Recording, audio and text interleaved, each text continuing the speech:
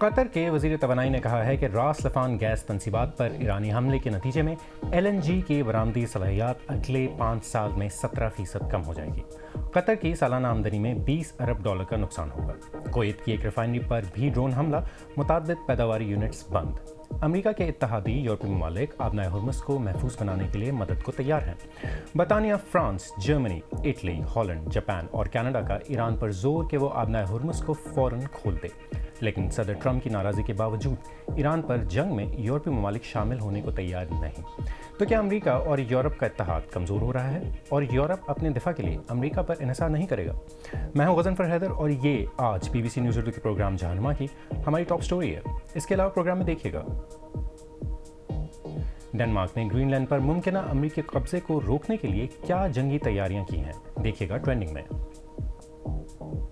اور ایران پر جنگ میں یورپی ممالک کا شامل ہونے سے گریز، کیا یورپ امریکہ سے آزاد ہو رہا ہے؟ اسرائیل کی ایرانی دارالحکومت پر بمباری جاری ہے اور تہران میں زوردار دھماکوں کی اطلاعات ملی ہیں۔ امریکہ میں قائم human rights activist news agency کے مطابق 28 فروری کو جنگ شروع ہونے کے بعد سے ایران میں اب تک 3186 افراد ہلاک ہو چکے ہیں۔ تنظیم کا کہنا ہے کہ مرنے والوں میں کم از کم 210 بچوں سمیت 1394 عام شہری شامل ہیں۔ ادھر ایران نے برطانیہ کو متنبع کیا ہے کہ امریکہ کو برطانوی فوجی اڈے استعمال کرنے کی اجازت دینا جارحیت میں شرکت سمجھی جائے گی۔ اسرائیلی فوج کا دعویٰ ہے کہ وہ حکومت کے بنیادی ڈھانچے کو نشانہ بنا رہی ہے، تاہم یہ واضح نہیں کیا گیا کہ کیسے۔ ایران سے موصول ہونے والی اطلاعات کے مطابق پاسداران انقلاب کے ترجمان علی محمد نعینی ہلاک ہو گئے ہیں۔ اسرائیلی فوج نے یہ بھی کہا ہے کہ انہوں نے راتوں رات جنوبی شام میں بھی اہداف کو نشانہ بنایا ہے۔ گزشتہ چند گھنٹوں میں متحدہ عرب امارات، کویت، سعودی عرب اور بحرین سے میزائل اور ڈرون حملوں کی اطلاعات موصول ہوئی ہیں اور ایران مسلسل اسرائیل پر بھی حملہ کر رہا ہے۔ اطلاعات کے مطابق تل ابیب اور حیفا کو نشانہ بنایا گیا ہے، جو کہ یروشلم میں بھی سائرن کی آوازیں گونجی ہیں۔ جمعرات کو قطر کی راس لفان تنصیب پر ایران کے حملے کے بعد دنیا بھر میں گیس کی قیمتوں میں بھی اضافہ ہونا شروع ہو گیا ہے۔ قطر کے وزیر توانائی کا کہنا ہے کہ اگلے 5 سال میں ان کی LNG کی برآمدی صلاحیت میں 17% کمی واقع ہوگی، جس سے سالانہ ریونیو میں تقریباً $20 بلین کا نقصان ہو سکتا ہے۔ اسرائیلی وزیر اعظم بنیامن نتن یاہو نے کہا ہے کہ اسرائیل نے ایران میں دنیا کے سب سے بڑے گیس کے ذخیرے ساؤتھ پارس پر حملہ کرتے وقت اکیلے ہی کارروائی کی تھی۔ صدر ٹرمپ نے جمعرات کو بتایا کہ انہوں نے اسرائیل سے کہا تھا کہ وہ اب ساؤتھ پارس گیس فیلڈ پر مزید حملے نہ کرے۔ جواب میں نتن یاہو کا کہنا ہے کہ صدر ٹرمپ نے ہمیں مستقبل کے حملے روکنے کو کہا ہے اور ہم بالکل وہی کر رہے ہیں۔ ساؤتھ پارس پر حملے کے بعد ایران میں کیا صورتحال ہے؟ تفصیل تہران سے صحافی جان حسین نے بتائی۔ دیکھیں، پہلے سے ایران کے اندر اسرائیل اور امریکہ کے خلاف سینٹیمنٹ بہت زیادہ نظر آ رہا تھا، اور اسپیشلی جب ڈی سیلینیشن پلانٹس کو ٹارگٹ کیا گیا، ہاسپٹلز کے اوپر ڈیمیج ہوا، ریزیڈینشیل یونٹس کے پورے کارپیٹ بامبنگ کی سچویشن میں بلڈنگز گرائی گئیں، اور ساتھ ہی ساتھ دیکھا گیا کہ ریسکیو ٹیمز کے آفیسز کے اوپر، پولیس اسٹیشنز کے اوپر اور دوسرے مقامات پہ جیسے کہ میٹرو اسٹیشنز ہیں جن کو شیلٹر کے طور پہ یوز کیا جا سکتا ہے، ان کے اوپر بھی حملے ہوئے۔ تو ایرانی عوام کا سینٹیمنٹ اب، کیونکہ یہ واقعہ ہوا ہے جس کے اندر 70% ایرانی عوام گیس کی اپنی نیڈز پوری کرتی ہے، آگ لگنے کے کچھ گھنٹے بعد اس آگ کو کنٹرول کیا گیا، اکارڈنگ ٹو لوکل میڈیا اس کو بجھایا گیا، اور کچھ رپورٹس یہ کہتی ہیں کہ ابھی بھی وہ جو گیس فیسلٹی ہے وہ فنکشننگ ہے۔ تو اور زیادہ سینٹیمنٹ کے اندر ہمیں شدت نظر آئی ہے۔ تو یہاں پہ جو آئیڈیولوجیکل شفٹ نظر آ رہا ہے وہ اس طریقے کا نظر آ رہا ہے کہ ایرانی اس کو ایک بڑے پیمانے پہ، میں کہوں گا آخری جنگ کے طور پہ بھی دیکھتے ہیں، جہاں پہ ان کو یہ محسوس ہوتا ہے کہ شاید اگر اس جنگ کو منطقی انجام تک نہیں پہنچایا گیا تو امریکہ اور اسرائیل شاید 3 مہینے 4 مہینے بعد سیز فائر کے دوبارہ حملہ کریں گے۔ یورپی ملک امریکہ اور اسرائیل کی ایران پر جنگ میں امریکہ کی حمایت کرنے میں ہچکچاہٹ کا مظاہرہ کر رہے ہیں۔ اس صورتحال نے مغرب کے لیے ایک بڑے مسئلے کو اجاگر کیا ہے۔ دہائیوں سے یورپ اپنے دفاع کے لیے امریکہ پر انحصار کرتا رہا ہے، لیکن اب تعلقات شدید دباؤ کا شکار ہیں۔ جہاں صدر ٹرمپ امریکی خارجہ پالیسی کو دوبارہ تشکیل دے رہے ہیں، وہیں یورپ خود کو اس کے مطابق ڈھالنے کی کوشش کر رہا ہے۔ تفصیل سنیے حسین عسکری سے۔ ایران پر اسٹرائک، وینزویلا کے صدر نکولس مادورو کو پکڑنا، روسی حملوں کے مقابلے میں یوکرین کی مدد میں کمی، یہ ٹرمپ انتظامیہ کی خارجہ پالیسی کے کچھ اقدامات ہیں جنہوں نے یورپی ممالک کو پریشان کر دیا ہے، جو امریکہ کے روایتی طور پر قریبی اتحادی رہے ہیں۔ میں یہ کہوں گی کہ دوسری عالمی جنگ کے بعد سے یورپ اپنی سب سے کمزور حالت میں ہے۔ وہ ایک توسیع پسند روس کا سامنا کر رہا ہے، پھر انہیں ایک معاشی طور پر جارح چین کا چیلنج ہے، اور بیرون ملک امریکہ میں ان کا سب سے قریبی دوست زیادہ غیر متوقع بنتا جا رہا ہے۔ اقتدار میں دوبارہ آنے کے بعد سے صدر ٹرمپ نے روسی صدر ولادیمیر پوتن سے تعلقات بحال کیے ہیں۔ وہ یوکرین میں جنگ ختم کرنے کے لیے ایک معاہدہ چاہتے ہیں، چاہے اس کا مطلب یہ کیوں نہ ہو کہ یوکرین کو اپنی کچھ زمین روس کو دینی پڑے۔ یورپی رہنماؤں میں یہ پختہ یقین پایا جاتا ہے کہ اگر روس کو یوکرین میں نہ روکا گیا تو روس اپنی نظریں کہیں اور جما دے گا، کیونکہ وہ مشرقی یورپ میں اس اثر و رسوخ کو دوبارہ حاصل کرنا چاہتا ہے جو اسے سوویت یونین کے ٹوٹنے سے پہلے حاصل تھا۔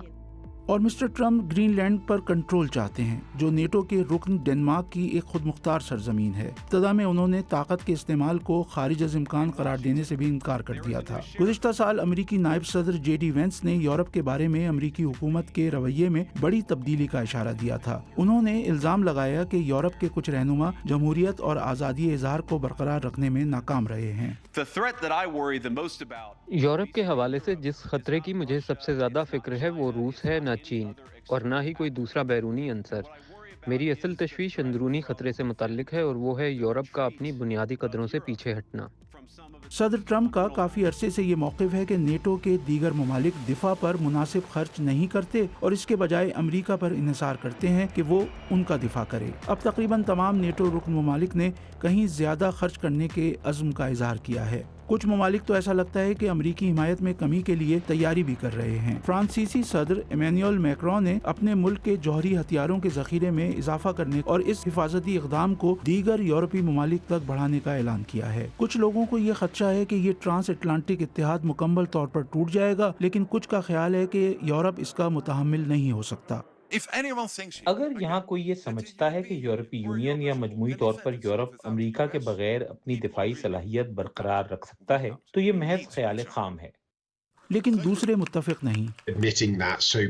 اس بات کو اس طرح کھلے عام تسلیم کرنا میری نظر میں اتحاد کے لیے انتہائی نقصان دہ ہے۔ عسکری نقطۂ نظر سے بھی ضروری نہیں کہ یہ درست ہو۔ پوتن جانتے ہیں کہ وہ نیٹو کو فوجی طریقے سے شکست نہیں دے سکتے، لیکن وہ نیٹو کو سیاسی لحاظ سے ضرور کمزور کر سکتے ہیں۔ ایسی صورت میں اگر وہ نیٹو کے خلاف کوئی فوجی کارروائی کرنا چاہیں تو غالب امکان ہے کہ وہ ایک محدود نوعیت کی کارروائی ہو۔ اور کیا یورپی ممالک امریکہ کے بغیر روس کی ایسی محدود کارروائی کا مقابلہ کر سکتے ہیں؟ بالکل، اور وہ اس کی تیاری کر رہے ہیں۔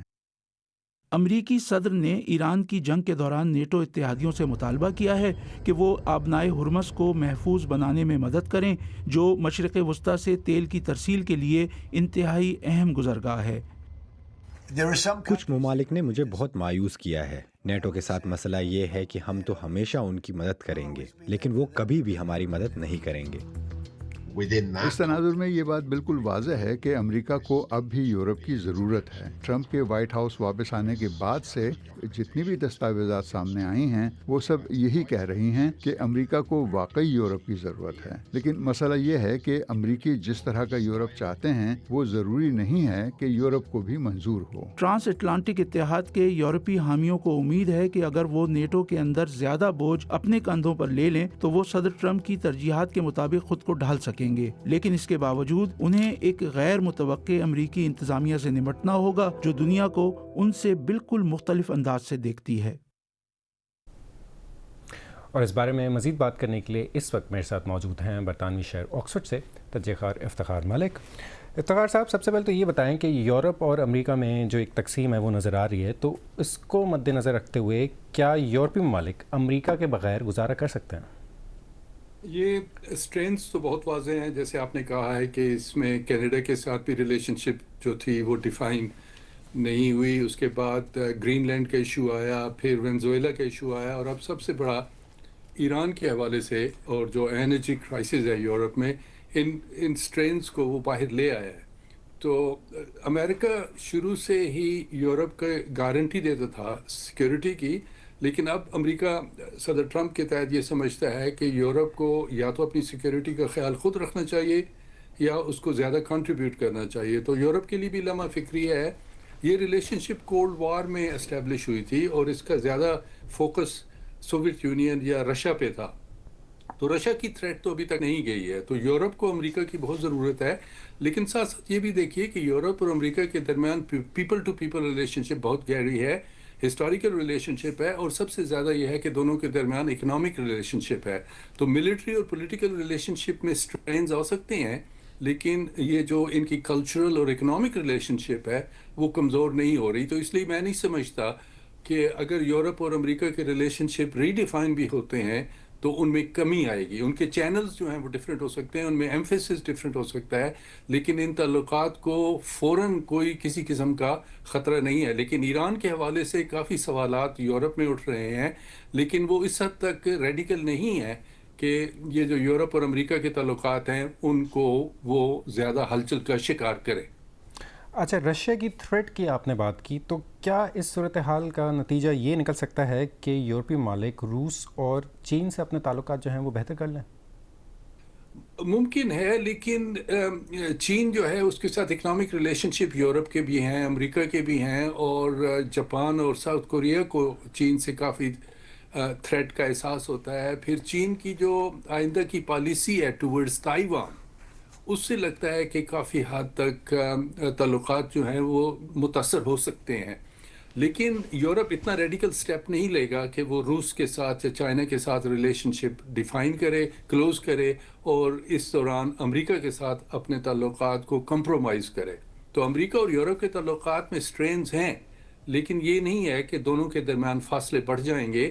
اور ایون ایران کے حوالے سے بھی آج آپ نے جیسے دیکھا برسلز میں کہ یورپ کے ممالک جو ہیں وہ ہرمز کے حوالے سے امریکہ کے ساتھ حمایت کرنے کے لیے تیار ہو رہے ہیں.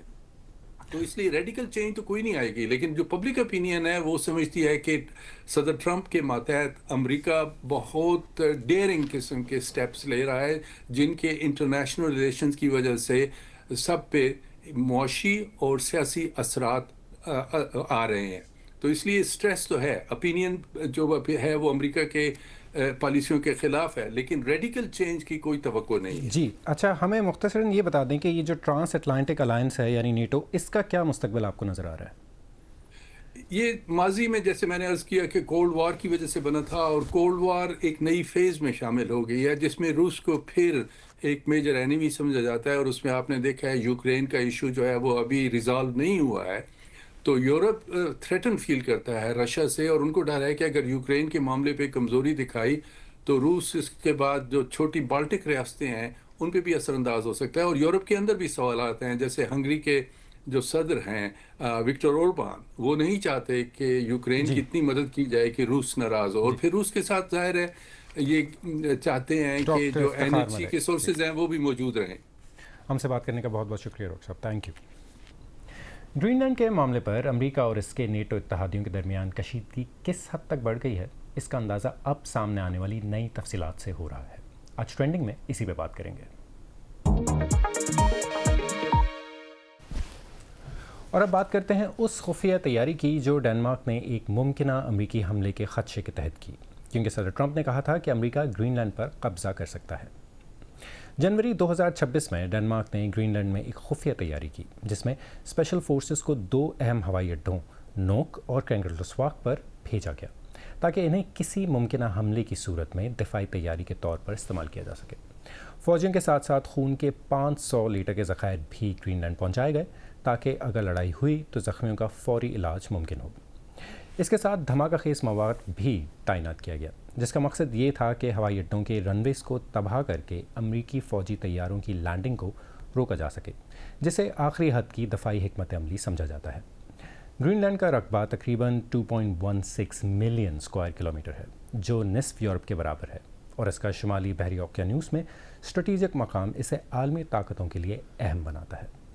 ڈنمارک کی وزیر اعظم میٹے فریڈرکسن نے یورپی یونین کے ایک اجلاس کے دوران گفتگو کرتے ہوئے کہا کہ وہ گرین لینڈ پر مذاکرات سے مثبت نتیجے کی امید رکھتی ہیں، لیکن ان کا خیال ہے کہ امریکی صدر کی گرین لینڈ پر قبضے کی خواہش بدقسمتی سے اب بھی برقرار ہے.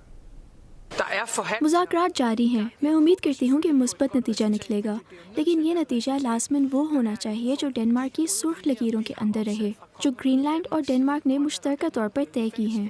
میں کسی معاہدے کی توقع کرتی ہوں، لیکن جیسا کہ میں پہلے بھی کہہ چکی ہوں، بدقسمتی سے امریکہ کے صدر کی گرین لینڈ پر قبضے کی خواہش ابھی بھی موجود ہے۔ یہ اقدامات اس وقت کیے گئے ہیں جب امریکی صدر ڈونلڈ ٹرمپ بار بار گرین لینڈ کو حاصل کرنے کی بات کر رہے تھے، اور وینزویلا میں امریکی کارروائی کے بعد یورپی ممالک نے اس امکان پر سنجیدگی سے غور کرنا شروع کر دیا تھا۔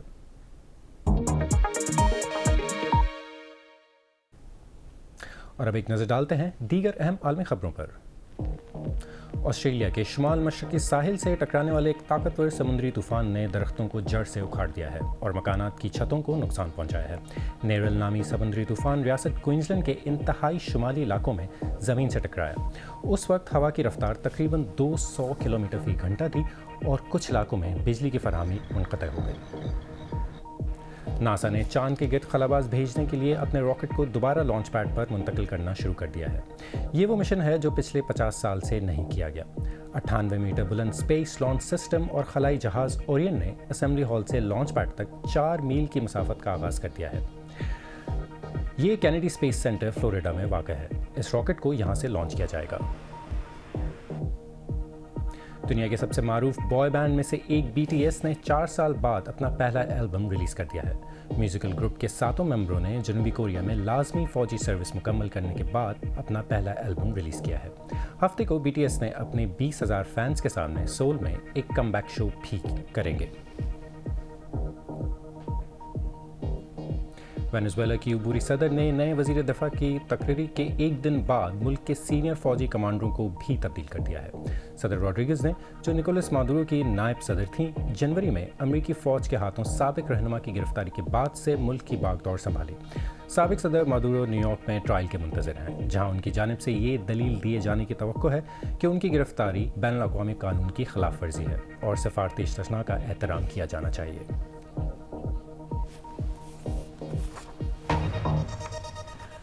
آج BBC نیوز اردو کے پروگرام جہانما میں بس اتنا ہی۔ پروگرام میں شامل سٹوریز اور تازہ ترین خبروں کے لیے ہماری ویب سائٹ bbcurdu.com پر آئیں۔